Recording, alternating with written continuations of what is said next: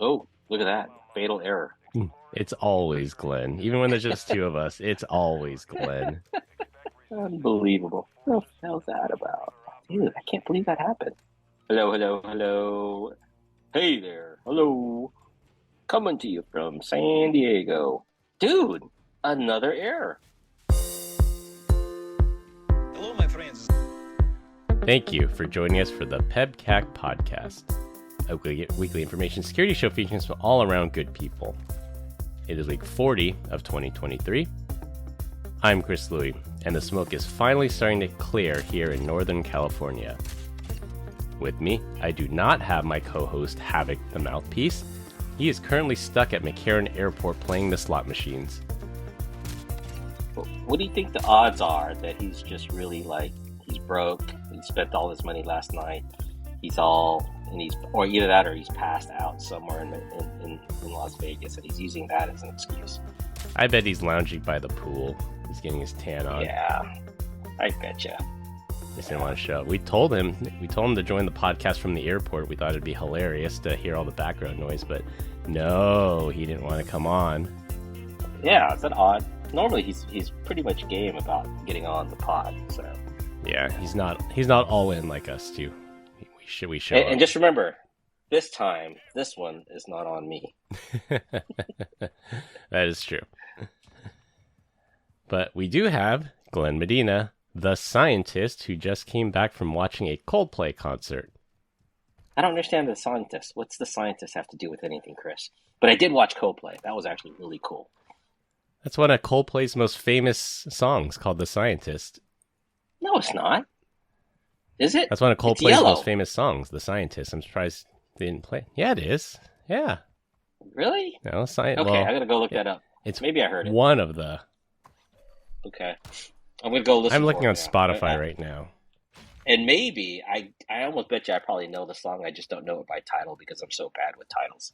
But I got to tell you, Chris, it was probably one of the better concerts that I've been to. It wasn't just a bunch of guys that were, dancing on stage and singing. It had what did it have? It had wristbands that glowed and pulsated and was lighting up the stadium. And if I remember correctly, my daughter told me Taylor Swift had a concert like that as well. So I don't think it was Coldplay that started that. Maybe it was somebody else, but good show, great music, and the stage was phenomenal. They had lights everywhere, laser shows, and they had pyrotechnics, which is I'm a big fan of, right? So, and they were close, so pretty cool. It's awesome. I'm going to start developing this reputation of the guy that always has to be right, but I am right. I just typed in Coldplay into my Spotify. The top 4 songs on Spotify for Coldplay. Number 1, The Scientist, Vindicated, thank you. Number 2, Paradise. Number 3, A Sky Full of Stars. And number 4, Viva la Vida. Not even yellow, Not really? even yellow. No, maybe it's number 5. It only shows me the God. top 4. Oh wow. Yeah, the Viva La Vida that's the one they got sued over, if I'm not mistaken, right? No, I didn't know about the lawsuit. Tell me Yeah, there was a more. lawsuit against them. Yeah, so I think uh, they were sued for I don't know how many million. We'll have to provide links for that, but they were sued for a song, and I'm thinking it was Viva La Vida. They took it off of another artist, and that was the case. Yeah, they lost, of my understanding. But Yeah. great music, by the way. Great music last night. It was a good time. What's scary is they were playing at the new Snapdragon Stadium in San Diego. And I don't know if any of you listeners are out there familiar with Snapdragon Stadium. It's the old, not old. It's the old location where the San Diego Chargers used to play, and now San Diego State has opened the stadium, rebuilt it for college football and other events. But it's a very specific SDSU stadium now, and just like any other college campuses, it's open. There's only two sides, and on the two sides, it's concrete built, large concrete structure, right? Couple of the songs where they had people jumping up and down, to the songs. I really thought the structure was going to fall apart. You're gonna fall. That, yeah, we were going to fall. Like this, oh my this God. is it. I hope my will is updated. And I told the wife, I said, I am so glad this stadium has been open for about a year now, and it's fairly new. I said, I don't want to be in the stadium doing the same concert 10 years from now, because I guarantee you that the concrete and the rebar degrade. will not be will not be as strong. Yeah, well, I'm glad you made it, Glenn, so I have somebody to record and I'm not doing a solo episode today. Yeah, anything from my buddy Chris here. So, and we'll post some pictures too from the event. Yeah, check him out on. I'll probably post them on LinkedIn. Cool. No guests this week or next week. We're recording at odd times, so once we are back to our regularly scheduled recording, we have some great guests lined up. And we actually did not decide on this recording time until about 30 minutes ago, so we'll talk about last-minute scheduling. Combined, we have decades of information security experience and are here not just to educate, but to entertain. We've got our usual 4 awesome stories for you, so sit back, relax, and enjoy the show. It was kind of weird, right? Getting to that 30 minutes before, because I know we hadn't scheduled till like later this afternoon. So it was like, I'm done. Deej is not going to be able to join. Let's just get this done as soon as possible. Yeah. Thanks, Brian, for the last minute reschedule. Yeah, thanks, Brian. It's always Brian. This week, we're going to talk about the COM, an old Looney Tunes dilemma. For our third topic, we talk about how Microsoft allowed ChatGPT to break bad, and close with good book talk between 2 intellectuals. I don't know who those 2 intellectuals are, but there's only 2 of us over here.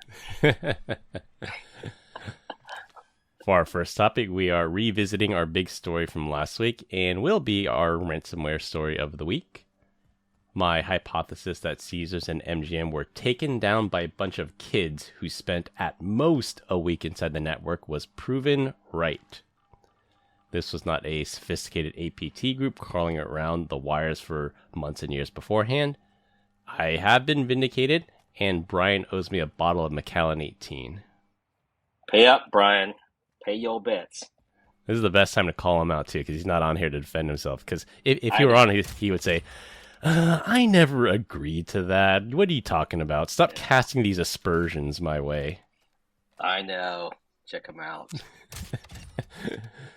Well, security researchers, I believe it was Sentinel-1, they uncovered an underground community called the COM, that's Training Gen Z Hackers, and that's COM as in C-O-M.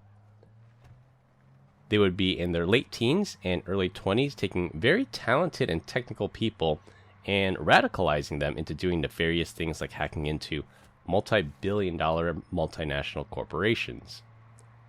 Not only are they training grounds for the next generation of hackers, but also things like SIM swapping and violence as a service that we discussed on a previous podcast. That violence as a service is you pay someone and you can have someone throw a brick through somebody's window, or you can pay someone to do a drive-by shooting. Violence as a service, what a world we live in. How was it? How did we get here? How did we get here, Chris? Violence as a service. Like, how do you not connect that and go, hey, listen, you just can't do that, right? I mean, in the world that we lived in, I remember when kidnapping was a thing, and then it became a federal law that says, you will go to it's a federal crime to do that. But violence as a service, how is that not bad? Like, how do we get to this point in our life? Well, there's thugs out there willing to do violence for money. I think the internet probably made it a little bit easier that everything is so interconnected now. Somebody in the UK can post a help wanted ad on some dark market and say, I'll pay you $500 to go shoot up this house. And if someone's sophisticated enough on the receiving end of or the doing end of the violence to go onto this dark marketplace, that they are just able to connect now or do things over Telegram. That's crazy. We need to just turn off phones. Turn off cell phones for everyone. No more smartphones. Well, I mean, violence as a service, I guess that it used to be a thing, like the loan shark would pay, Vinny to go down and break someone's legs if he didn't get paid. Technically, that's like violence as a service. I think it's just gone global in scale now. Yeah, I guess so, right? Before it'd be like the local thugs. You go to Yeah. them and they take care of it. Now your reach is pretty far. Yeah, now there's a Love, whole love it and hate it. marketplace for it. Yeah, Yeah. yeah.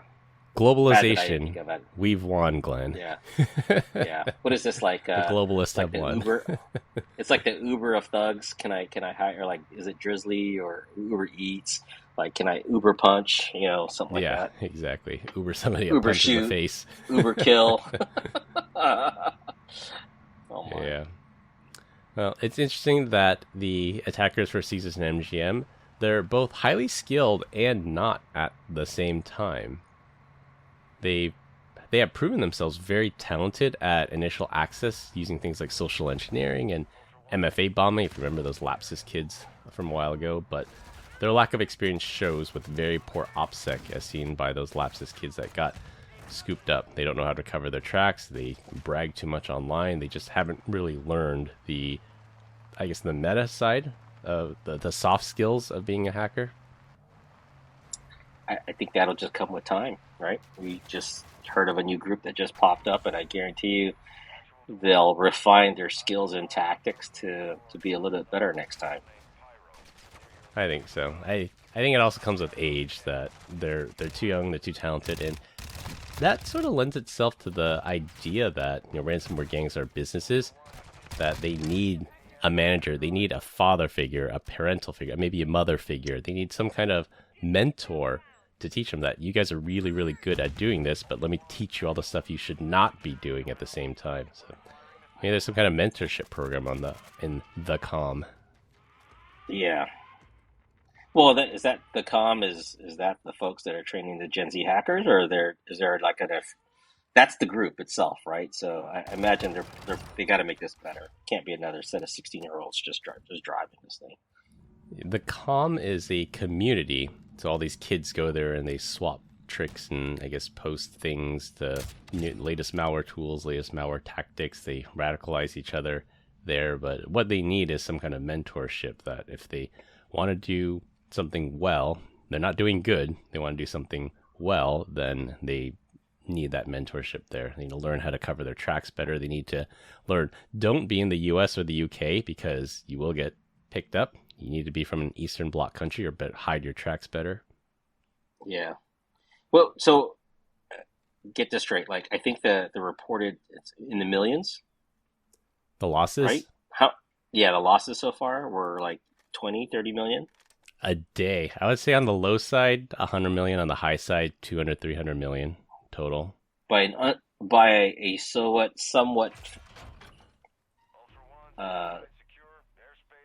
from a somewhat coordinated attack, right?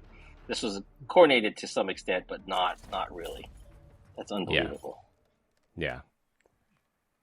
There's that meme that says, there's a picture of Drake saying no and saying disgusting. 1 million for cybersecurity, no way. And then the next picture, Drake looking excited, 10 million to pay a ransom, heck yes.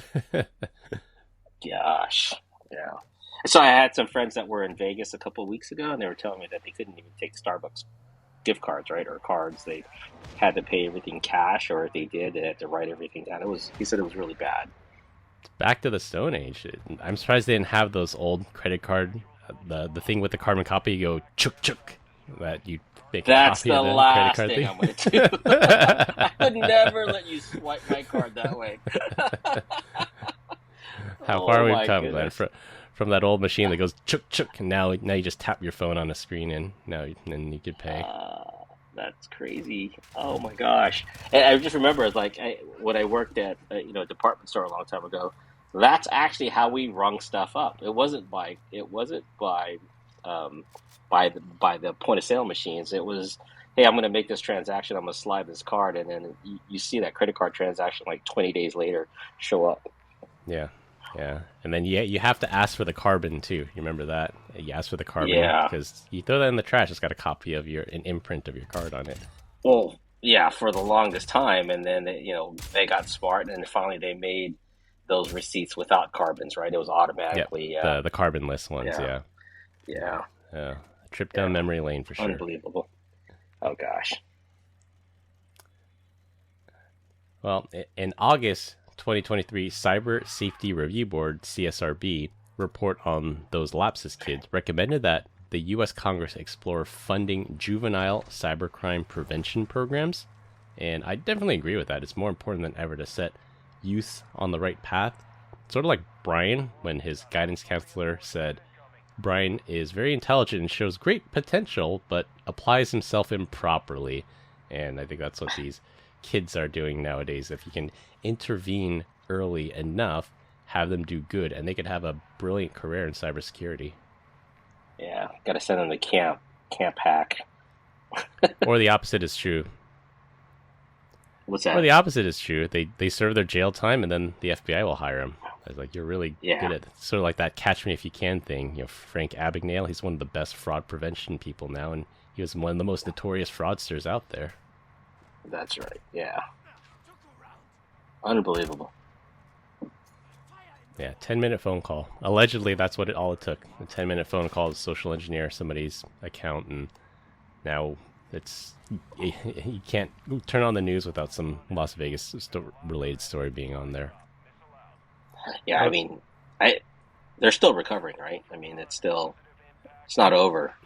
They claimed earlier in this week they were back to normal. I don't know what normal is. Like all the slot machines are back online. The online check-in systems are back online. I was hoping Brian could come on because he's in Vegas right now. I wanted him to give us the download on what's working, what's going on, how things are going there. Well, that's probably why he's delayed. Yeah, yeah, the airport's down. The airport's still down. Yeah. So. For our second topic, we have another ransomware story. Glenn, do you remember watching Looney Tunes when Bugs Bunny and Daffy Duck would get into an argument over what hunting season it is? Oh, yeah. Yeah. Absolutely. Yeah. There'd be a flyer posted on a telephone pole that says duck season, and then Daffy pulls it down to reveal a flyer saying rabbit season, and then Bugs Bunny would pull that one down, revealing a flyer saying duck season, and the skit would go on, and Elmer Fudd would be in like the background trying to figure out who he should shoot. Well, it seems to be happening in the ransomware world. Just this month, the US FBI issued a private sector warning based on data they've observed over the last few months. When they're not pressuring social media companies into taking down content they disagree with, the FBI observed that ransomware victims are often getting hit with 2 different strains of ransomware within days of each other. There are 2 theories of why this is happening. The first theory is that the initial access broker that breaks into the company's network then sells that initial access to more than one ransomware group. The 2 or more groups get into the network, deploy their own strains of ransomware, effectively creating a duck season, rabbit season situation. Now that's smart, right, Glenn? Selling initial access to multiple groups. It's like there's no loyalty. Yeah. It's whoever pays me for this access gets it.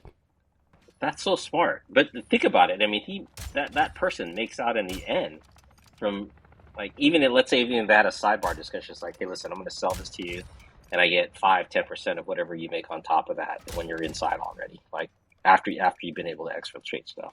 I don't know if those types of negotiations are happening, but it'd be very interesting to hear how they negotiate those things. Sometimes it's a cut. Sometimes it's just a flat fee that says for $10,000, I'll give you access to a U.S. healthcare company with 30,000 employees. And that's usually how they advertise it on these underground forums. No honor amongst thieves, though, right? Because you're selling it at 2, 3, 4 times, 5 times. Yeah, that's going to be the next thing, I think. The next evolution in initial access broker is like, I'll sell it to you, but for 10,000 more, I'll sell it only to you. Sort of like those zero-day brokers that say, I'll sell the 0 day to anyone who pays, but if you give me double, then I'll only sell it to you. Could you imagine? He's trying to sell it, and the first person with access gets it. They're in there for 5 minutes, and they're trying to patch everything else in between. So they're helping out the guy that's being raided by preventing others from getting it. Yeah, that's not a bad theory too. That actually does happen with, I guess, more like those IoT botnets, that whoever lands on that vulnerable IoT device first, they close the back door that let them get in, and then they wipe out any other malware that's on it so that they can get exclusive use of it. But that's not a bad strategy, that once you get in, change the password of the account that got you in, and create your own backdoors there, just so this doesn't happen to you. Yeah, that's funny, crazy. So, what do you think is going on? Like, you think this is going to be the next motion of attacks? Is basically this service that allows people to sell off access? Yeah, I mean, it's definitely happening now. It's just, I guess we haven't seen more than one group in there, but I guess these initial access brokers says, well, there's nothing in the contract that says I have to only sell it to you. Therefore, I'm just going to sell to as many people that will pay me. They're just trying to diversify their income streams there. Well, we haven't really qualified like how much they're selling these things for, right? Is it $1? Is it 10,000 or is it 50,000? Yeah, it varies. Some things like exposed RDP, that's relatively cheap. It depends on the size of the company, the vertical of the company as well. Like if you can get into like a U.S. federal contractor, that's probably worth a lot more than some mom and pop retail store. You think the other foreign governments or attackers are like, hey, let's go ahead and pay this because this is easy in? Oh, I'm sure it happens. Yeah, saves the NSA some work. They'll just say, yeah, here's some illicit Bitcoin that we have laying around. Let's buy some access into the Saudi government servers. Yeah. Now, do you think this will ever stop? I'm just you go back on this. Is like, do we need more laws? Do we need better laws? Do we need tougher things that happen? Like for your actions, you do this, you got caught, so therefore you get the death penalty. I don't know. Like I said, it's just kind of weird, right? Or you just get a slap on the hand like the homeless people do. No one's really obeying laws these days, right? So what's the repercussion for doing something like this? It's a very hard problem to solve just because so many of these ransomware groups and initial access brokers, they live in countries that won't prosecute. They won't extradite. So until we shore up our better defenses, we're not going to stop the attacker side. We have to stop it on the defense side, make it so hard. And that actually brings up a sort of a parallel, a corollary to it, is that things like the Windows kernel or the iOS kernel, we've hardened iOS so much that there's some company in Russia now, a 0-day broker, they're paying like 20 million, so 20 million US dollars if you can provide a chain of exploits to give them a 0-click remote code execution bug. That we've hardened it so much now that's what it's worth. They're so hard to find that it's worth $20 million now if you're able to find it. Oh, 20 million. That's some serious change. Yeah, but that's when you have around companies out there with security appliances that shall remain unnamed that come out with a 0-day basically every other month, well, it's not that hard to get into that now. Yeah. It's software, right? At the end of the day, it's software running on hardware, so therefore it can and will be attacked. There's not 100% on anything. I think you and I can both agree on that, even on software, right? It's detection and response. It's very hard to protect. You have to do it on the detection and response side. Yeah. Hence, zero trust, my folks. Yeah. Zero trust is the key. Absolutely. The second theory of why these ransomware crews are deploying multiple strains is that it's a single ransomware group that's in, but they're diversifying and mitigating their risk. For example, if our detections for Lockbit ransomware have become too good, they may deploy Medusa Locker at the same time, hoping that one goes through just in case Lockbit gets caught, detected, or stopped. Either that, or if one group has a flaw in their encryption, and we have seen ransomware groups that don't implement encryption correctly, so there's a master decryptor for it, well, they still can't decrypt the files because of the other ransomware strain. The problem arises from these duck season, rabbit season situations is the victim's data can get encrypted multiple times. The FBI reports a single victim had their files encrypted 5 times because when one ransomware strain sees files without their file extension, it encrypts it, even if it's already been encrypted by another ransomware strain. What a time to be alive. Holy cow. Like, you pay the ransom, it gets unencrypted. You think it's that getting takes care of one layer. And someone else has crapped all over it. What a surprise for that IT admin. It's like, oh, all right, cool. We paid the ransom. We got the key. Let's get back online. Oh, there's 4 more layers of encryption below this. Yeah, and then it's this different group, and then you go back and you find out, oh wait, it was the first group that I had 2 groups later that encrypted it again after they saw it was a different file when in actuality it was the same file. How crazy is that? Duck season, rabbit season. Yeah. Unbelievable. Yeah, maybe the ransomware will get smarter and check if the file's actually encrypted already. Then it'll stop. So, what do you think those guys are like? Hey guys, like you just crapped up my shit. Like get out of here. Yeah, they'll kick them out. Yeah, it's hard to attribute it too. You know which group is doing it, but you don't know which affiliate is doing it. All those things are signed by somebody. Come on, man. You don't think everybody wants to get paid? So whatever gets everyone paid, and then they have them fight it out. Yeah. Lovely. For our third topic, it's been a bit since we've had a good generative AI story. ChatGPT has been behaving for the most part, which is a good sign. This time it's Microsoft's Bing Chatbot powered by ChatGPT that's the problem. Bing Chat used to be fine, but wanting to make back some of that $10 billion investment they made into OpenAI, Microsoft had the brilliant idea to start including ads in the Bing Chatbot responses. Just like when Google started adding ads to their search results, threat actors wasted no time buying up and publishing malicious advertisements. The scam works like this. If I ask the Bing Chatbot, where can I download a copy of the popular software program Wireshark? It will then respond with, you can download Wireshark off their official website. The chat response includes a malicious ad at the top that's made to look like a link to the official Wireshark download site, but actually takes you to a cloned site with a Trojan version of the program, or a web page with a pop-up that has one of those Microsoft Defender scam call centers on it. The official link to Wireshark is posted below the ad, but if you're not used to looking out for things like this, or you click too fast, you can easily click the wrong link. Now, I played around with Bing Chatbot for a bit, and I found that having uBlock Origin installed will block all ads, including malicious advertisements. So follow the FBI's guidance, ladies and gentlemen, and install an ad blocker. That's a good one. That's a simple fix right there. Get an ad blocker to get rid of that. But the one that's interesting for me is the fact that why would you ask Chat AI for a download link to Wireshark? It's because it's natural language. Then Microsoft's really pushing it. Even Bing, if you go to their Bing search page, a lot of the top results at the top are powered by the chatbot. So even if I just type in the words "download Wireshark" into Bing, it might still pop this up.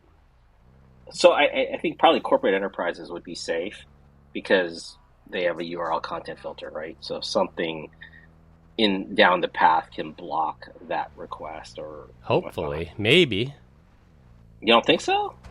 It's part of that. Only if that URL's been reported as malicious. Especially if that malicious file is delivered over TLS and they don't have SSL inspection turned on. That's another one. How much do you think companies out there are doing TLS inspection now that, basically the internet's gone dark, right? Everything is SSL. What do you think? Yeah, what do you think I would say customers are out there? It's definitely not enough. Yeah. I would say you don't have a number to it? Sub 50% of companies are doing it, and of the companies that are doing it, I would say that their rate of inspection, the percentage of traffic they actually are inspecting, I would say is not high enough either. Yeah. Well, let's roll it back further. Why don't we think that this is being decrypted? Why are companies not doing that? Too difficult? I've too heard hard to implement. I've heard every reason. Yeah, too hard to implement. Legal won't let us. Compliance won't let us.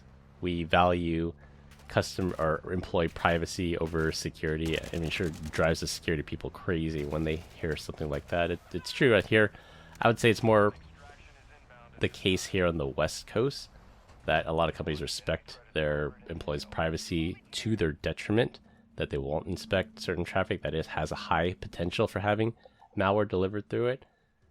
And in some countries, it's very difficult to do that, even though there are ways to do it and comply with it. I think that especially, I'm thinking like the EU, the privacy guidelines there. You can definitely inspect the traffic, but there are some guidelines that you have to follow when doing it. Yeah, you know what's nice about, like I said, you know what I do, right? We have an enterprise browser. What's nice about that is we're pre and post SSL encryption, so we can see everything from a browser standpoint. It'd be interesting to see how you can get that paired up and get a policy where you are able to stop those types of attacks. Paired it with a network security tool, right? Looking down the path. Right, and that's where things like EDR would come in. So EDR still definitely has a place on the endpoint, but EDR has its perils as well. It's sometimes can be heavy, it can be clunky. You use something like Process Terminator, and you can kill it with relative ease. And there's some interesting attacks out there on how they can defeat EDR, but it's definitely got its place in a defense in depth strategy. Yeah. I'm with you. It's not a single solution, Chris. It's got to be multiple solutions that help build that fence, right? That ring, in order to protect our customers here. What's interesting though for this, I mean, if we go back to the whole thing, like shame on Microsoft. I know they got to make the 10 billion back, right? But really, ads inside of a conversational chat, I don't know. I don't agree with it. I don't like it. I'm confounded by this. And I would say I'm not morally opposed to having ads on Bing and chatbots. What I am concerned about is the level of vetting that they have for their advertisements. And same with Google. Google was serving up tons of malicious ads with AdWords and their search results. If they had a better vetting process and this wasn't like fully automated with AI machine learning, you put humans in there, it takes a human 5 seconds to click on this and know that it's a phishing link. An educated human, I would say, but with the amount of ad traffic that they have, they want to make as much money as possible. It's a very high margin business, and why not throw people at the problem? Yeah, this reminds me, and this is probably going to be scary. Is think about things like I think it was like maybe 10 years ago. Boxers started selling their skin on the back of their fights to advertisers, right? You would see them with a tattoo or a sticker or something like that on their back. You saw it on their shorts. You see advertising everywhere, right? And then, you fast forward a little bit, you watch a movie. I think it was Minority Report. As your eyes got scanned, there would be specific target ads as you walk through a subway or a bus station or a public location. I think we're going to get to a point, and I'm not going to die, and this is going to kill me if I ever see this. I mean, you see it in your Kindle, right? You open the Kindle up, you read a book. Before you can order a book, you open the page, and what's the thing that's inside there? There's an ad, right? It's going to be everywhere. It's going to be pervasive. And I've got this feeling like you open your car door to your Mercedes, your BMW, pick your car, Toyota, whatnot, and then on the screen before you do anything, you get served with an ad before you can start your car, and you gotta watch it. And if you want to unlock that, then it's an additional $5,000 to drive your car, right? That's going to be without ads. Without ads, yeah. It's like, oh my god, this is going to be crazy. Remove ads. That's that upsell. Yeah, It's just going to be. It's an ugly thing. It's such an ugly thing. Like, where do we stop with ads? And I don't mind good ads. What I don't want are bad ads that are malicious in nature, right? But just like we talked about. I remember I forgot if we talked about it on the show, but there was a smartphone maker out there. It might have been Huawei or one of those low-cost phone makers that basically said on the lock screen it would show an ad, and to unlock your phone you would have to watch like a 5-second ad before your phone would unlock. Hulu, right? Come on, the Hulu service. Some of these services, like, where are these ads coming from? I thought I actually paid for this to not have ads. Yeah, and you hear it. That's unbelievable. But, maybe we need to flip this around and go, listen, you can have all the ads you want, but at some point in time, the hosting service that presents those ads has to be clean. Some some level of service has to be behind there that says, listen, we're not going to serve dirty ads or dirty links. Yeah, they have to vet it. And that's the key. You have to have a better vetting process. You can't just let anybody buy ads or hijack someone's account and then place these malicious ads out there. So do you think that's the key then, is like folks like Google and Microsoft have to do better? It's like, hey, be better. Just don't take money for advertising space, but actually validate that you are a true company and what you're advertising for is something that's not malicious in intent. I think Google is starting to get there. The parallel I was going to draw was Google can't even keep bad apps out of their Google Play Store. Like there's Google Play Verified, and there's like Google Play Verified apps of like malicious apps out there. I think one of the things that Google Play is going to do is for developer accounts, the one requirement is they're going to require you to have a DUNS number. So you have to be a registered company with DUNS and Bradstreet. They at least verify that you're a real corporation, you're a real entity. And that's yet another step in the right direction. So maybe to buy some ads on Microsoft or Google, you have to have a DUNS number. You have to be a registered corporation or a company before you can do that. I mean, raising that bar, I think, would help, like, keep out the riffraff. Then you go back, right? What about the tiny mom and pop shop, the guy that's working out of his garage in order to do software development on his own? Is he going to have a DUNS number? You can. I don't know what the process is or how much it's going to cost, but yeah, it's going to raise the bar for what they need. And actually, I take that back. I think for Google Play, I think the DUNS requirement is only for apps that have 100,000 installs or more. There's some threshold to not price out these mom and pop stores or the developer that does this for fun on the weekends. Yeah. I think that's what everyone liked about Google, right? Was that they were very open. You could build things real quick. You could take things down. You build it there, and if it works and it takes off as a hit, then you can go develop it for iOS, right, and have that backing. Because at the end of all that, people like that application playing on an iPhone, especially if they see their buddy on their Android playing with an app that's not available in Apple. Apple's very close, and they still can't even keep malicious apps out of the Apple App Store. It's way lower than Google for sure, but there's no system that's perfect. Again, you have to have that human element in it, and I get it. Humans don't scale, but you also don't want to serve malicious ads either. Yeah. Well, I don't think either one's going to start being better anytime soon, even though one of them may have a slogan that says "Do no evil." The question is, can do no evil at the point where it doesn't affect marketing money, right? Money. Yeah, so, exactly. Do no evil unless it affects the bottom line. Yeah.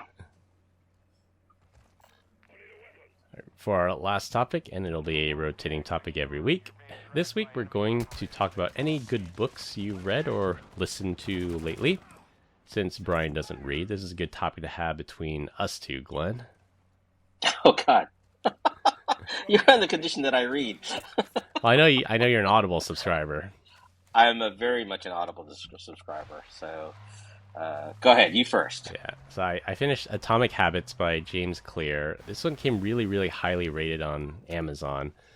I think I probably had too high of expectations for it. It had some good strategies, and I can see it fitting. I don't think it was great for me for trying to develop good habits. Like, I can see where he's coming from. I can see how it would benefit some people. I just don't think it's my style of how to develop good habits. I have my own system that I use, and I'll probably take some of the strategies and use them, but I think I had a lot higher expectations for that. Did you read or listen? I listened to that one.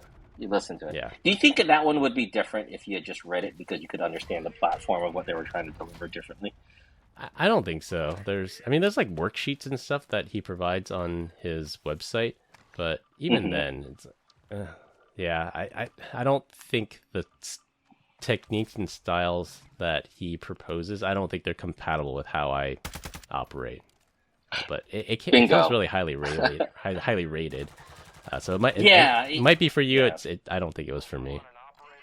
Well, I'll tell you this. Like, as my wife would tell me, I'm half past dad, right? So I'm of a certain age that would be considered a large number, right? A number that I'm over the hill. And I just think, how do you read a book about changing your habits or atomic habits when you've had them for the last many, many, many years, right? So Yeah, you have to be and willing to change. I think that was the other side of that for me. some of the stuff he talks about are things that I already practiced. Like one of the tenets of building good habits is make bad habits expensive. Like so, and these Hmm. things I already do. Like I brush my teeth after dinner. That severely cuts down on the amount of snacking I do after dinner. When you eat junk food, pour it into a bowl, never eat out of the bag. I'm like, well, yeah, I do that already. So for all these bad habits you're trying to break, make them harder, make them more expensive. One thing that was interesting, he said though, is like if you Hmm. play too much video games, after you're done playing video games, unplug the system, lock it in a closet. So every time you want to play, it's a huge hassle for you to set everything back. I'm like, all right, yeah, I can see that working. I don't think I have any addictions like that. Maybe I work too much. Maybe that's the habit I need to break. Lock up my work laptop after dinner. Can you go put that inside the? Can you store that in the cupboard and have Grace throw it with the key for about Yeah, 4 hours? You'd probably kill yourself if you didn't have that type of I'll access. set up my Zscaler instance to block all corporate applications during a certain hour. I'll have a time Yeah, based rule. nice. What else do you have? What else? Fancy Bear Goes Fishing. This is a very good one. It's information security related. It's basic enough that the average person could understand it, but it also goes really in depth enough that I still enjoyed it. So I think this was good. It goes into what's a virus, what's a worm, what's the Morris worm, the I love you virus, the Melissa virus. It talks about the origins of things. Then it talks about things like the Paris Hilton hack, the DNC hack. It goes into some specific examples. It goes pretty deep into that. I enjoyed this one. This was a bit of a long book. It was a long listen, but I thought this one was well worth it. It's called Fancy Bear Goes Fishing. I'll link through to them in the show notes as well. Yeah, that's a good one. Any others, or is that the The last one I'm in the middle of right now is The Cuckoo's Egg by Cliff Stoll, and this has been on my to read list for a very, very long time. I've wanted to read it. I know the premise of the story, and it was really interesting to me. But actually, I'm about a third of the way through, and it's really good. okay? This is one of those edge of your seat type books, and I didn't expect it to be. I expected to be a guy telling a story about how he caught a hacker in his network, but it is written in a style that's edge of your seat. It's laugh out loud funny at some points, which I did not expect that from this book. I think I'm gonna enjoy this one through the end. That's nonfiction. That's a true story. It's about a guy that worked It's at a true story. Lawrence Berkeley Labs. He saw a Okay. 75-cent discrepancy in the accounting software for computer compute time. He chased it and he found like this international hacker in his network. Oh wow. But I pulling think all you those and I have. threads, yeah, Yeah. Well, you like that? That kind of yeah, got you into it, huh? yeah. Okay. I guess I'm gonna have to go look at those two. Atomic was really hard for me. Fancy Bear Goes Fishing. I'm gonna put that on my list, and so is Cuckoo's Edge. That actually sounds really cool. Yeah. Yeah. Any others? Is that those are your top three? Those are my top three. I don't want to drone on too long, but I've read a Yeah. bunch, but I wanted to talk about these three in particular. So I'm the total opposite. I like fiction. I like Like listening, James reading. Carr, right? James Carr is one.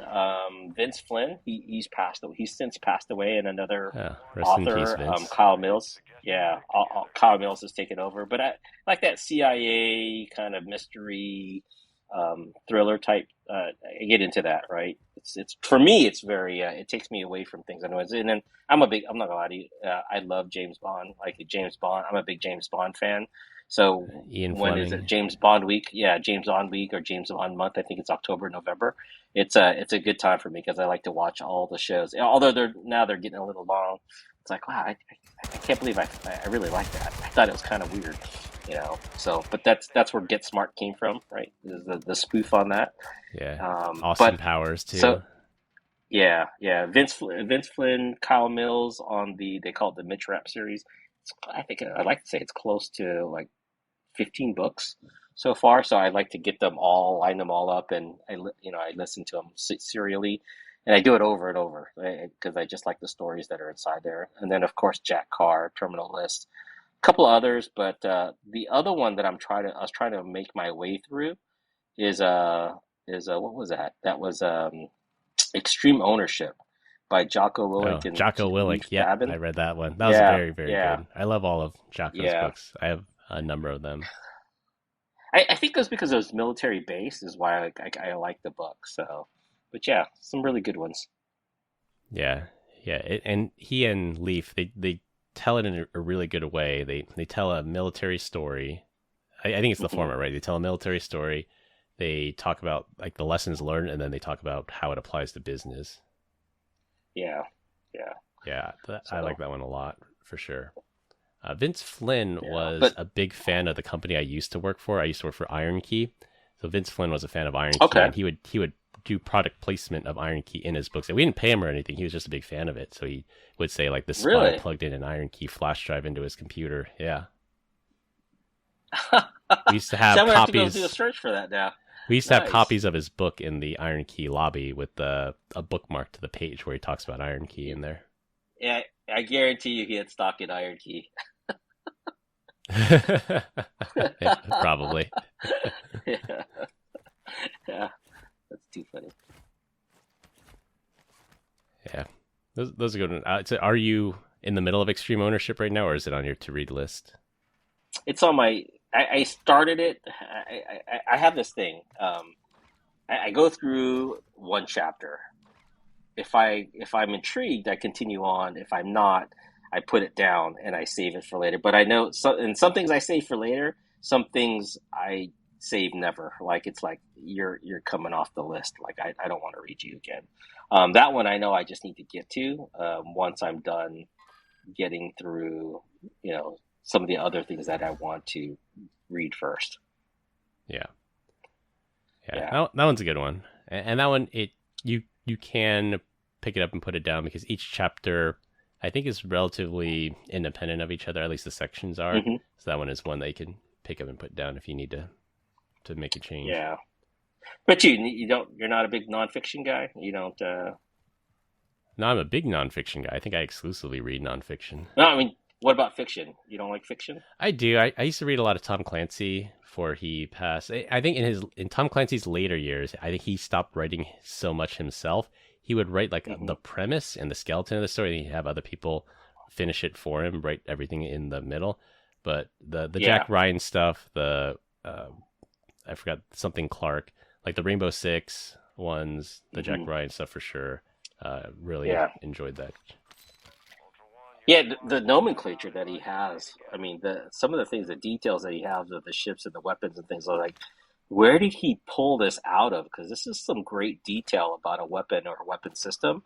Like, oh my gosh, this is really good. And then you're He's like, got I wonder how military real this is. advisors. Yeah, I'm Yeah, sure. he's got military advisors. Yeah, I don't think he's So, ever been criticized for falsifying things or yeah. yeah, like I remember Dan Brown, he would always have that disclaimer at the beginning of his book, all technologies in this book actually exist. Like, do they really? Do we have little bugs that are the size of a fly that can recharge by sitting Nanites. near an Yeah. electromagnetic field? Like, do those really exist? Yeah. It's to your mind. Yeah, given enough time, if I had time to read everything, I'd read some fiction. But I've been focusing on nonfiction and things that I guess are self improvement. I guess it either improves my knowledge of cybersecurity or improves my knowledge of leadership. Yeah.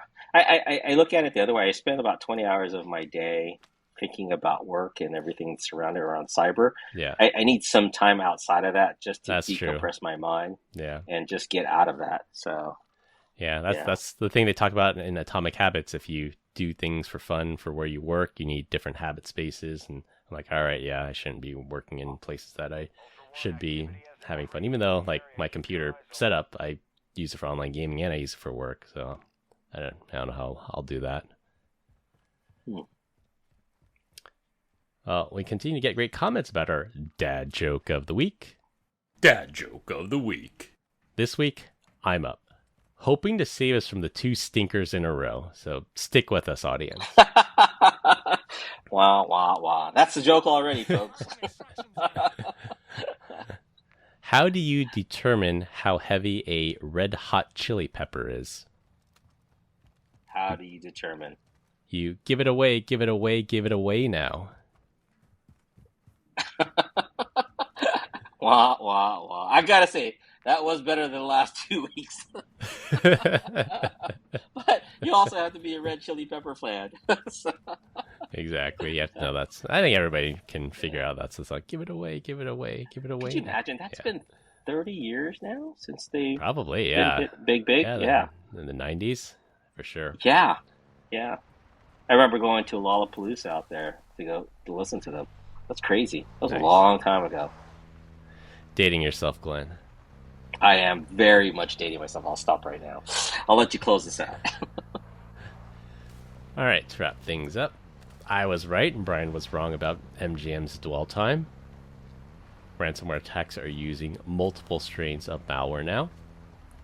Bing's chatbot is now serving up malware. And go and read a book. That's all I have for this week. We hope you enjoyed this week's episode. You can find us all on LinkedIn. Links will be in the description.